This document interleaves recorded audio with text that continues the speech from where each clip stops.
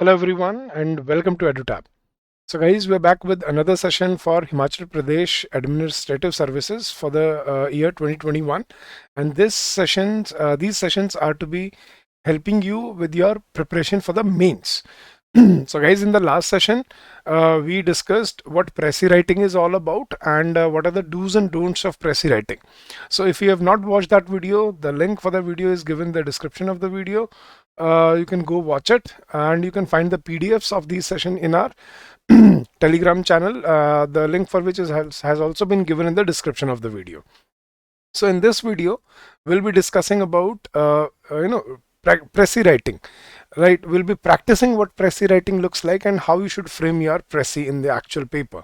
So without any further ado, let's jump into the session and let's learn more about Pressy writing. So guys, as you very well know, there are 5 sections of this paper: grammar, vocabulary, report writing or letter writing. Fourth is your reading comprehension, and fifth is your Pressy writing, which is very important, guys. So I think there's a mistake here. So basically what we need to understand is while working and towards our aim, we need to segregate and we need to bifurcate our strategy. So how much time should be allocated to grammar, how much time should be allocated to vocabulary, all that has to be discussed in this very carefully. So we'll be discussing Pressy writing in this session, and further we'll be discussing many more components of this paper. Right. So let's begin first of all with the definition of a Pressy. As we discussed in the last session, a Pressy is a clear, compact, condensed brief. So it is basically a short paragraph of the passage by exclusion of unimportant text and filtration of key points in the writer's own words. That means in your own words.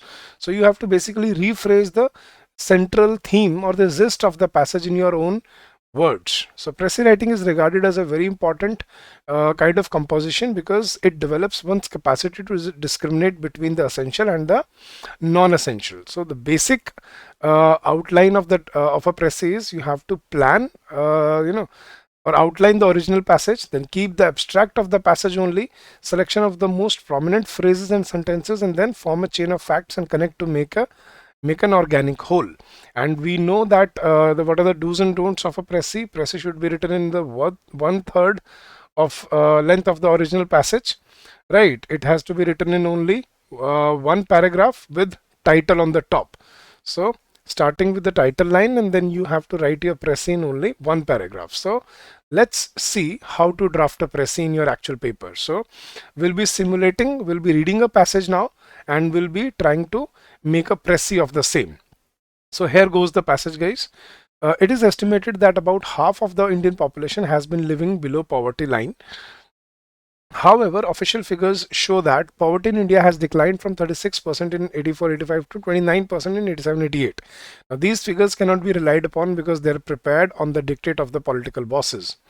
Right. For example, till March 1997, it was estimated that 18.1% of people in India were living below poverty line against 29.9% during 87-88. This figure was doubled to 39.5% at the full meeting of Planning Commission held on 10th March 1997, presided by the PM. So basically, the numbers are basically cooked up by people, and they're influenced by political bosses. Now, poverty cannot be defined exactly in absolute terms. It may differ from country to country and even from one province to another in the same country. Similarly, a rural poor and an urban poor cannot be measured with the same yardstick because of the cost of the living in respect of these two are different. Now, they are victims of hunger, starvation, ill health, and malnutrition because their means of subsistence are abysmally low and negligible. Now, they have been living in famine with no money to buy food. Now, political freedom and independence is meaningless unless people are free from hunger and abject poverty. Now, these people just exist and life has no joy nor significance for them. The rural poor spend over 75% of their meager income on food. In urban areas too, the very poor spend almost the same percentage of their wages on food items. Then there is hardly anything left for clothing, housing, education, or health. These people have been victims of endemic hunger poverty and destitution. Even the food grains sold through the network of ration and fair price shops are subsidized rates have been beyond their purchasing power. The imbalance between the population and the food production is hardly keeping pace with the rapidly increasing number of mouths in the country. According to a report in India is one of the three countries where 50% of the world's malnourished children are found. So basically, this passage looks like it's basically about the abject poverty in India, right? Now let's read further. There has been green revolution and food grains production has definitely increased, but this has been in respect of fine and superior food grains like wheat and rice only, what we call cerealization, right? The marginal farmers have been further marginalized, and it is the rich peasants and farmers who have benefited the most from this agricultural revolution. There has been improvement in the quality of life and living standards of the upper middle class, but as far as the poor classes are concerned, they've just been struggling to make the ends meet. Poverty is not a sin, but it is definitely a curse, which in its turn generates social evils and crimes as theft, dacoity, kidnapping. Now the consequences of poverty have been discussed: murder, drug trafficking, violence, prostitution, extreme terrorism, etc. A poor person driven to extreme and desperation can stoop too low to commit any crime. Poor and unemployed young men in Jammu and Kashmir easily become an unwilling instrument of foreign sponsored terrorism. Insurgency and terrorism in our northeastern states are directly linked with poverty, unemployment, and industrial backwardness prevailing there. The poor masses there feel alienated, isolated, and discriminated against, and easily become tools in the hands of warlords and terrorists.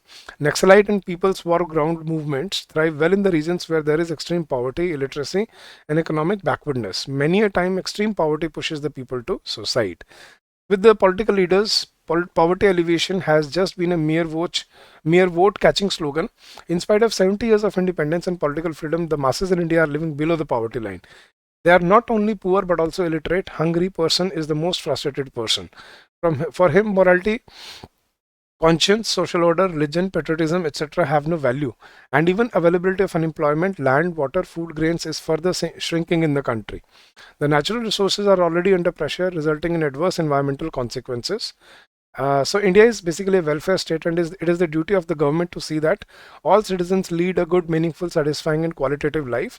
Some of the directive principles like the right to educate, means of livelihood, right to work, protection against unemployment, old age, sickness, and disablement, free and universal education up to the age of 14 years should now become part of our fundamental rights and therefore justiciable. The concentration of wealth in the hands of few should be prevented, and there should be fair distribution of national wealth among its citizens. So the passage basically talks about poverty and the consequences of poverty and what is the need of the hour, right? So what would be a proper Pressy for this passage? So you have to first give it a title: Abject Poverty, Reality of India. So give it a short and catchy title, and then summarize everything in your own words. Poverty in India has been on the rise, especially in the villages and countryside. In spite of 70 years of independence, there has been no perceptible improvement in the quality of life and living standards. Millions and millions suffer from starvation and malnutrition. Official figures about the people living below poverty line are not reliable, as they are often manipulated. An objective and rational solution in this respect is the need of the hour. Political independence is meaningless without freedom from hunger. That's true. Rapidly increasing population has aggravated the situation.